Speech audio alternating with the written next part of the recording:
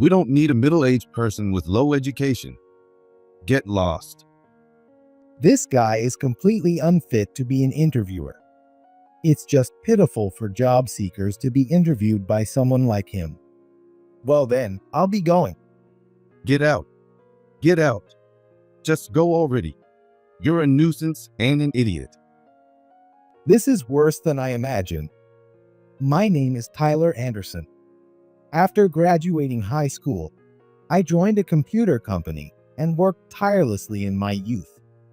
Though I was sometimes surpassed in promotions by colleagues with college degrees, I told myself this company valued merit and competed through results. My abilities were recognized by the senior management, and after 30 years with the company, I was promoted to the sales department. When the 65-year-old president became the chairman, I was unexpectedly appointed as the president in a rapid double promotion.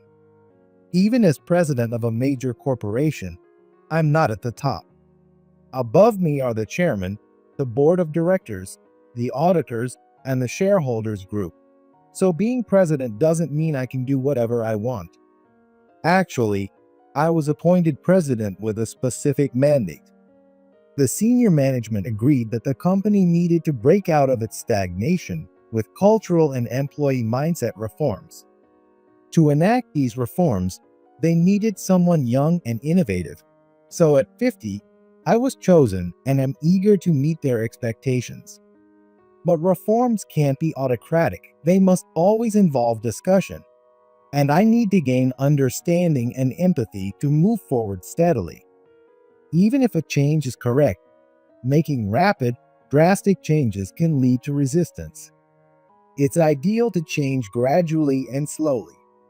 In managing a company, there are constants and variables.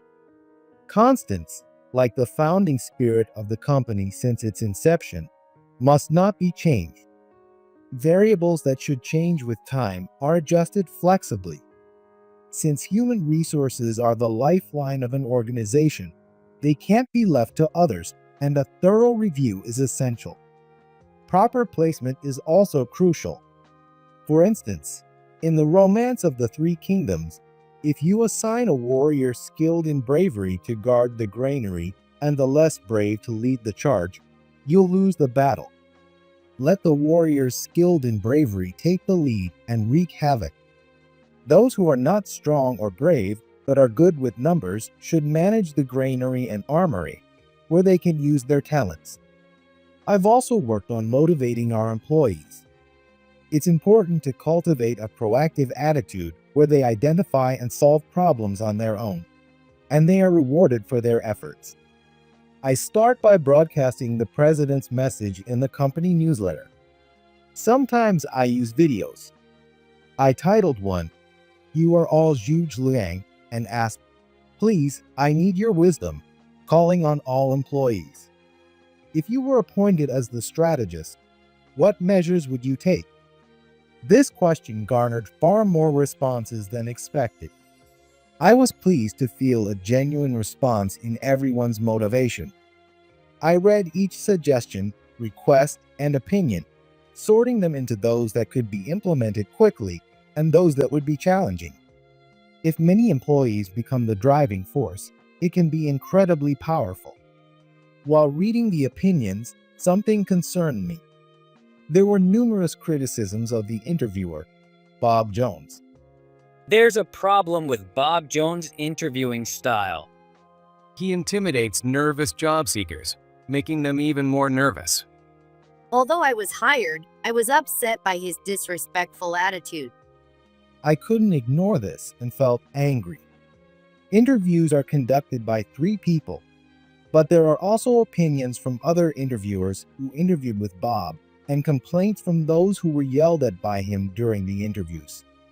I thought this needed investigation, so I talked to the other interviewers, not just Bob. Important matters can't be left to others. Often you hear ministers say, "I instructed this," at press conferences, but I'm not satisfied unless I see and verify things with my own eyes. For instance, There could be someone with a grudge against Bob playing multiple people and writing several complaints. So I wanted to be cautious. I wouldn't just take these complaints at face value and call Bob in hastily. I also sought the opinion of my most trusted secretary, Michelle Martin. She's only 24, young but incredibly bright and far smarter than I could ever be. I remember Bob well. When he interviewed me, he commented on my appearance and kept dropping no-nos. What? Is that true? That's why I seriously wondered whether I should join this company. This needed urgent attention. A bad interviewer could either fail to spot a diamond in the rough, or, even if prospective employees passed the interview, they might opt for another company due to the bad impression they saw. Now, what strategy should I employ? When I was the head of sales, I received reports that employees played poker during their lunch break in the warehouse. But if they say, "We didn't do it," that's that. They wouldn't dare pull such stunts in front of a department head or section chief. That's why it's hard for executives to catch employees breaking the rules. So I devised a plan. Instead of my usual short haircut, I wore a long-haired wig and glasses. I'm always in a suit, so wearing work clothes makes me look even more different. Drivers from partner companies come to deliver goods to the warehouse, so I disguise myself as one of them. I'm here to deliver some parts. There are pallets outside. Just leave them there. Yes. Could you please avoid coming during lunch break? Sorry, the traffic was bad. When you come during lunch, see, it ends up that we have to work through the break. That's a valid point. After placing the parts on the pallet, I heard voices, so I peeked into the office. Sure enough, veteran employees were playing poker at the back of the office. Playing chess during lunch is no issue, but poker is problematic for other reasons. Besides, lunch break is only an hour, so playing poker after eating seems unlikely. I suspected something and checked the office again after the hour had passed, and they were still playing poker, indeed. Time management was clearly lax. An employee who couldn't stand it probably reported the issue.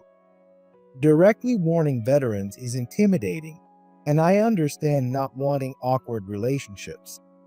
That's why it's up to the executives to correct such misconduct. If you're in a responsible position, you can't ignore what you see. Hey, how long are you going to be here? If you're done delivering, just leave. You are. I took off the long wig and removed the glasses. Oh, Tyler. It's past 1 p.m. The 4 veteran employees turned pale as I said that in a calm tone. I don't think I need to ask, but you weren't betting, were you? No, absolutely not, I swear. I'll take your word for it. Oh, we were working until 12:20 p.m. today, so. You're taking a break until 1:20 p.m.? Yes. Seeing them sweat, they might be lying. But I said, okay. Anyway, a haughty attitude towards our partner companies isn't good. They're not subcontractors, they're our partners, just like us.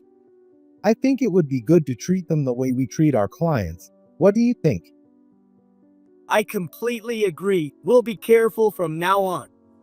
I won't reprimand them this time, but there won't be a next. That should go without saying. I was reminiscing about my disguise operation from my time as a manager. It might feel like a sneak attack, but in a way, it's also my trump card. No employee would mess around in front of an executive. But in front of staff from cooperating companies, they feel safe enough to fool around. It's the same with interviewers. If a top executive were present at the interviewer would be nervous too. Since it's just the job seekers, they feel safe to goof off. I put on a long-haired wig and glasses and went to the reception on the first floor. I have an appointment with President Tyler.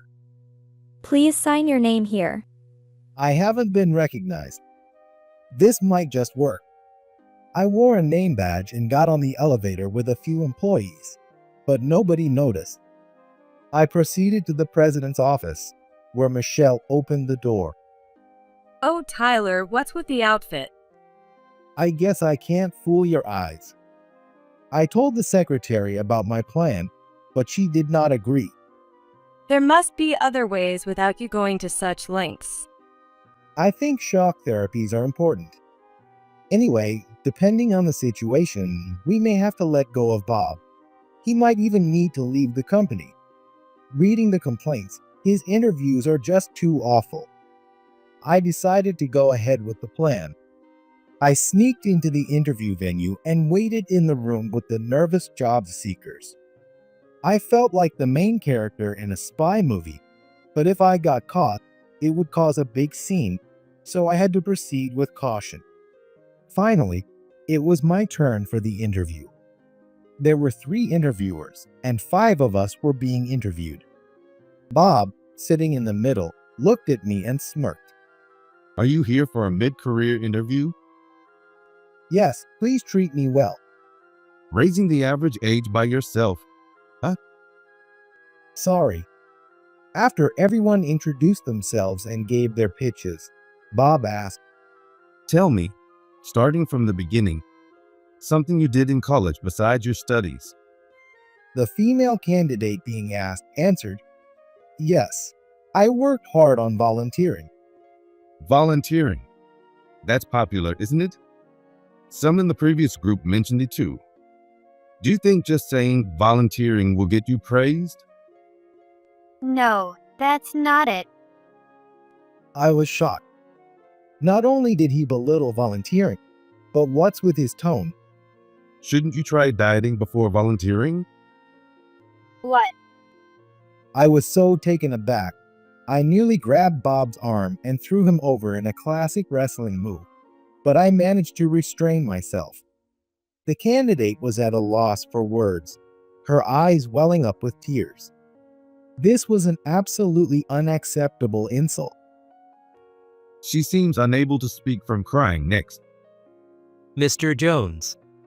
Another interviewer spoke in a stern whisper, but Bob ignored him.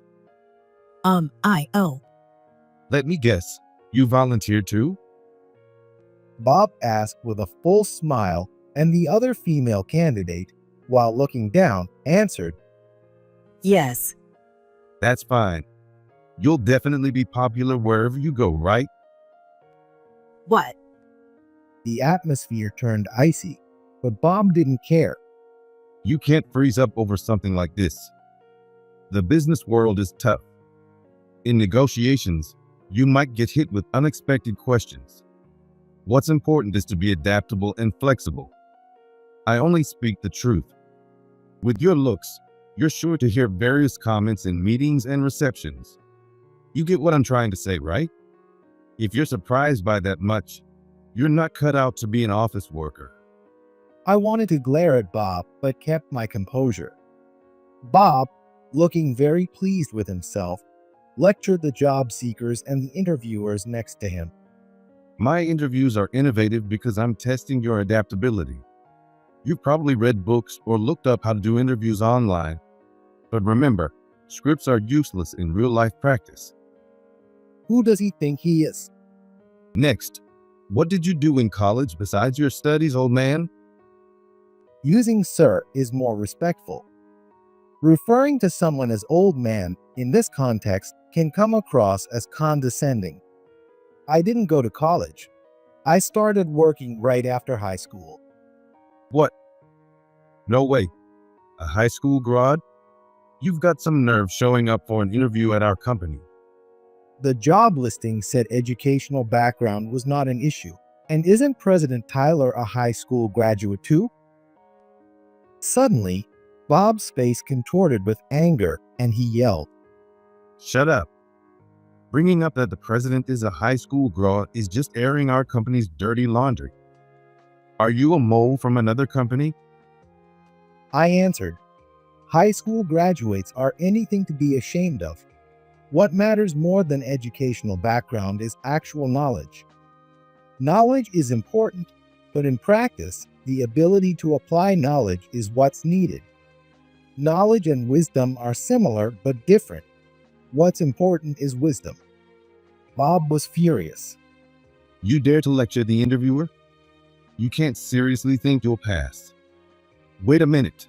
Is this some sort of test? Suddenly smirking, Bob asked, Why didn't you go to college? Because no college would take you. "No. I started working right after high school to help support my family." Trying to play the dutiful son now is pointless. There's no way we could hire a sophist old man like you. Sophist, old man? It's not sophistry, it's logic. Are you denying logic? That's enough. We don't need a middle-aged person with low education. Get lost. This man is completely unfit to be an interviewer. It's pitiful for job seekers to be interviewed by someone like him. Well then, I'll be going. Leave. Just go already. You're in the way, idiot. This is worse than I imagined. The next day, I called all the interviewers into the conference room. The president, me, and the executives lined up, and we conducted an interview of the 10 interviewers. Unfortunately, we've received complaints about the way interviews are conducted at our company, both internally and externally, so we need to verify. The interviewers looked nervous, glancing at Bob. Bob looked panicked, perhaps realizing something. Interviews are a serious matter that can significantly impact the job seeker's life. Therefore, interviewers must take them seriously. Fooling around is absolutely unacceptable. Under no circumstances is it okay to yell at job seekers. By the way, Bob, Yes? did you ever tell a female job seeker you should try dieting? No, absolutely not. I would never say such a thing. Did you tell a good-looking woman you seem like you'd be popular? Bob, realizing the specifics of the accusations, glanced accusingly at the people next to him. Can you answer my question, Bob? I don't know who snitched, but I swear I never said those things. It's a basic rule in interviews not to carelessly comment on a woman's appearance. Did you ever belittle volunteering as a commonplace activity? Tyler, are you just going to take these accusations at face value? Don't you think someone is trying to set me up?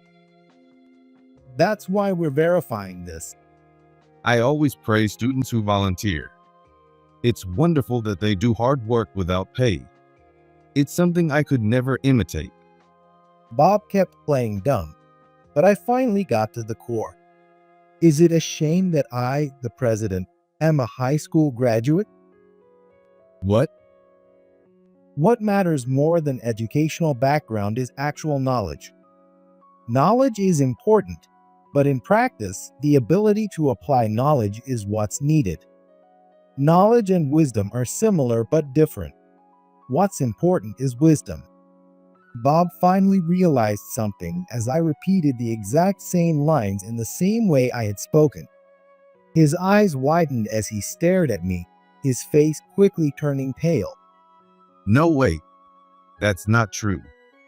Then, I said deliberately in a monotone voice, "We don't need a low-educated middle-aged person, so get out. Get out, get out. Just go away. You're a nuisance and an idiot." There was no room for rebuttal, and Bob's eyes darted around. I yelled so loudly it echoed through the conference room. "You are completely unfit to be an interviewer. Have some shame." Bob, crumbling from his chair, started to cry and tried to justify himself. Tyler, it's not what you think. I mentioned during the interview, I was conducting a practical interview. Your arrogant attitude, your condescending tone, all of it is unacceptable. You're off the interview team. No, the things you said during the interview were just too horrible. There's no excuse for that. Wait, please, sir. What do you mean by calling me old man? Do you always use such a condescending term? I never do. Absolutely not. That day was just, well, An interviewer must act with sincerity. Most people are nervous, and it's an important part of an interviewer's job to make them feel relaxed. Instead, you intimidated them, yelled, belittled them, and interrupted them. Are you trying to drive this company into bankruptcy? of course not. I would never think of such a thing. Nowadays, with social media, bad reputations about a company spread in no time. If I were a job seeker, I'd imagine that a company that conducts such terrible interviews can't be good to work for after joining. What you did was barbaric. You're pushing the company towards the brink of bankruptcy. Cornered and with no way out, Bob became defiant. It's unfair, Tyler. You disguised yourself and ambushed me. Just because you're the president, does anything you do get excused?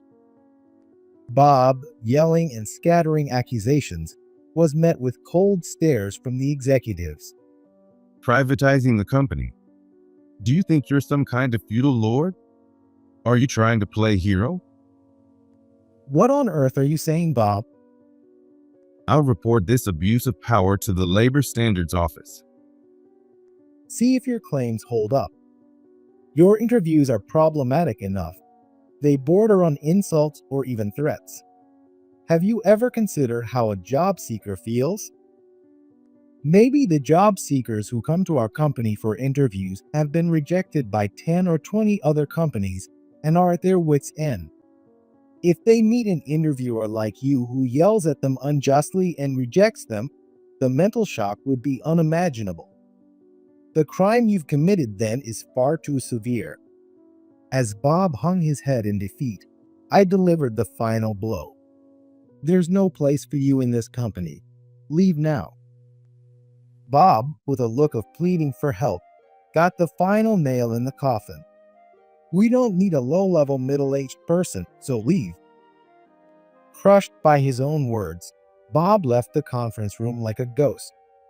I then addressed the other interviewers once more. Interviewing is also about discovering the diamond in the rough.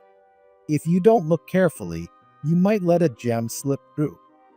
Even if you think this person isn't right, aim to be a kind interviewer who gives advice to help them succeed in their next interview. Above all, strive for a polite interview that lets a nervous job seeker feel at ease. Thank you. Everyone responded with a resounding yes. The following week, as I was heading to my office, I saw Bob arguing with Michelle in the hallway. It's urgent. This is troubling. Bob looked pale and seemed worn out. What's going on? Mr. Tyler, please help.